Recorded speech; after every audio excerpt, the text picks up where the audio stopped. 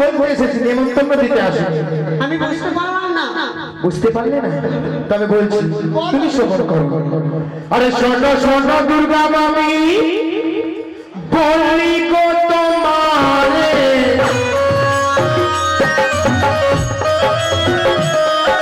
শোনো শোনো দুর্গা মামি, বলি গো তোমারে,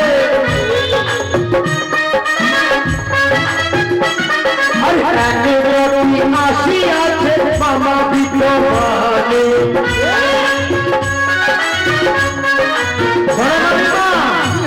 কৈলাসপুরীতে মামার কাছে একটা রুটি নিয়ে এসেছে। তুমি কি করবে জানো না? মামা কি বলেছে জানো? তোমাকে ছাড়িবে আর ছাড়িবে গঙ্গা, আর ওই নদী নিয়ে হবে অর্ধগঙ্গা। আর কি বলেছে জানো? ওই নদী যা পায়ের রূপ আছে, তোমার নাকি মুখেও এই কথা বলেছে ভোলা বলেছিল। হ্যাঁ, তবে আর মনে হয় এই মুহূর্তে আমি ছুটে যাবো। আরো কি হয়েছে? কি হয়েছে না বলছি, তবে তুমি মামাকে কিন্তু আমার কথা বলবে না। বলবো মামা পাগল হয়েছে, পাগল হয়েছে, নটিনীকে বিবাহ করে পাগল হয়েছে, আর রাম বলে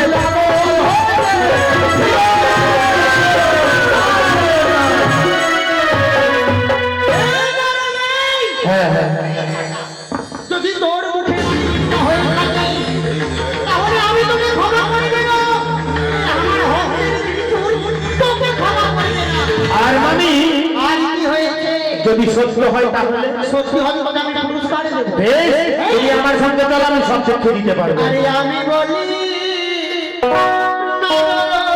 তোরে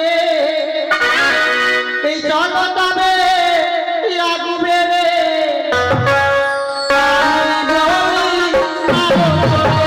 চলো তবে লাগবে রে।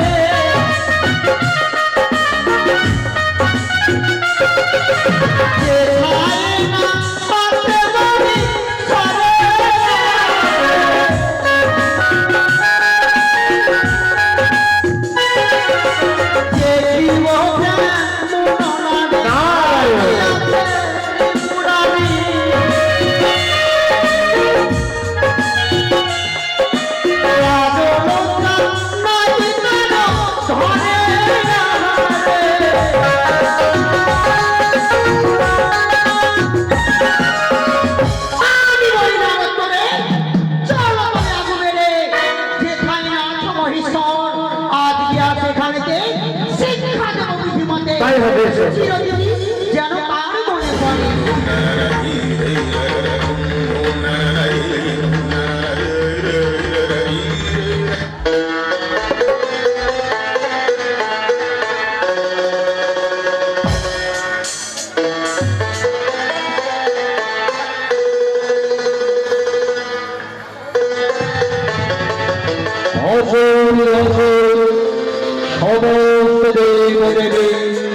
সবাই নিজ নিজ আসে, অনন্ত বসে বড়।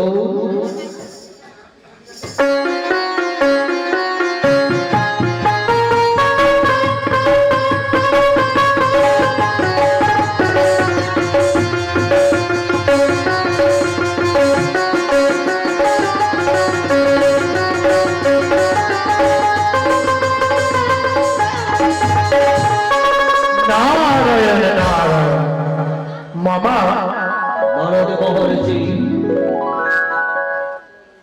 এসো মা, তুমি কেন বাদ করো?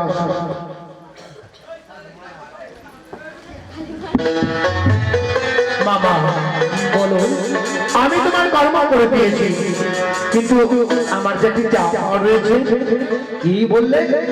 আমি তোমার জন্য কামিনী শিবির এনেছি, দেবতাবারকে নেমন্তন্ন দিয়েছি, কিন্তু আমি যে তোমার কাছে কিছু চাই আমাকে দিতে হবে। তুমি তো ওই নতুনের নাচ গান দেখেছো, আমরা তো দেখিনি, তাই ওই নতুনের নৃত্য আমরাও দেখতে চাই। সবাইকে দেখাবো সবারই অভিনয় করতে হবে। বেশ,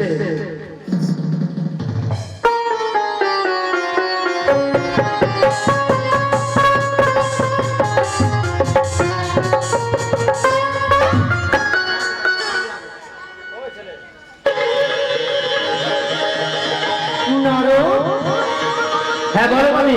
এই তো আমরা কৈলাসগ্রামে এসেছি, তাই তো? তবে আমি প্রতিবর্ষা নারী, স্বামী সম্মান করাই আমার কর্তব্য। স্বামী যতই দোষ করে দিও, আমাদের নারীকে ক্ষমা করে দিতে হয়। তাই তো আমার স্বামী যতই দোষ করে থাকুক না কেন, আমি তাকে ক্ষমা করে দেব।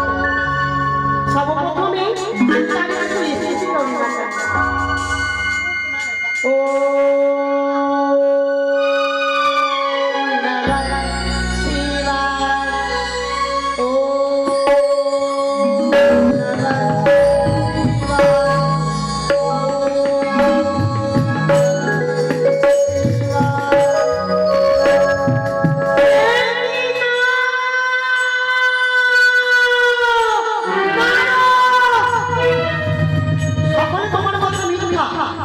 কি বলছো? আমার স্বামীকে আমি বর্ণনা করার ফলে আমি নতুনকে দেখতে গেছিলাম, কিন্তু এখনো তাকে আমি নয়টা পুরো দর্শন করলাম। ও মামি, হ্যাঁ, সব সময় স্বামী ভাবলে হবে না, কখনো তোমার দিব্য দৃষ্টি দিয়েও কিছু দেখতে হবে তো। তাই নাকি? হ্যাঁ, ঠিক আছে।